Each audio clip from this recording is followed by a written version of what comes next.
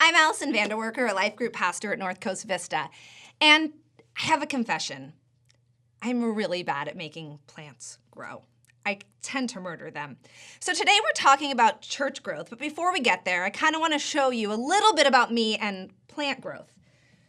So this pretty little thing came from my house, and this fell off in the parking lot because, well, I'm not good at plants.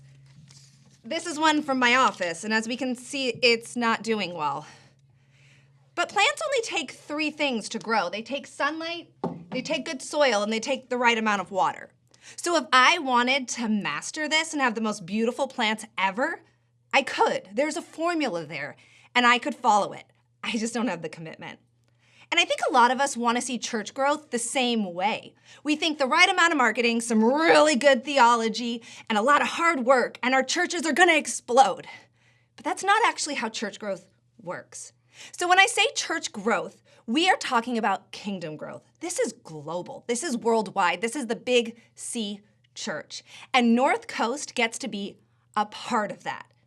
So our verse today is talking about the first Christian church, the church in Acts. So it is Acts chapter 2, verse 47, and it's talking about the community of believers. And it says, praising God and enjoying the favor of all the people.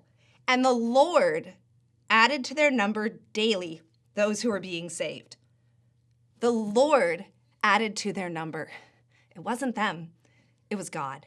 And God's adding is often so unpredictable. Sometimes the times of greatest church growth are also seasons of deep persecution and great need. So if you fast forward 6 verses to Acts 8, the church in Jerusalem has grown a lot. And then it starts to come under deep persecution.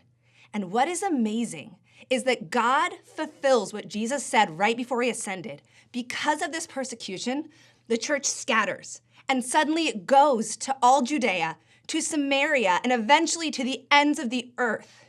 Because God's kingdom doesn't grow like we think it will. And it's an amazing kingdom to join. Jesus says in Matthew 13:44 that the kingdom of God is like a treasure hidden in a field. When a man finds it, he buries it again, sells everything he has to buy the field. And that's what those early followers were doing.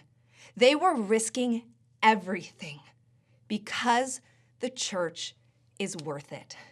And the church that is built out of them is one that is merciful and humble. It grows in all circumstances, and it mirrors the Creator. And part of that is being relational. We serve a relational God.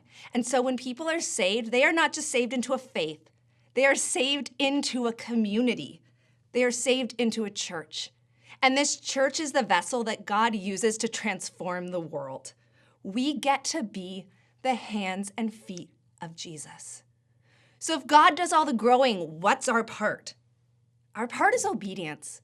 Chris has been talking about discipleship a lot and what obedience looks like. And it looks like serving, and it looks like loving.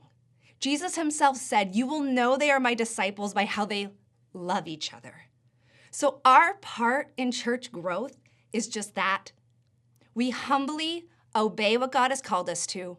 We serve those around us, and we love everyone because they image God. And that is when God is going to cause his kingdom to grow. And what a blessing that we get to trust him with that piece. Thanks for joining us on the Daily Dose. We would love to be able to get you more content. Put in the comments below what other topics you'd like us to cover.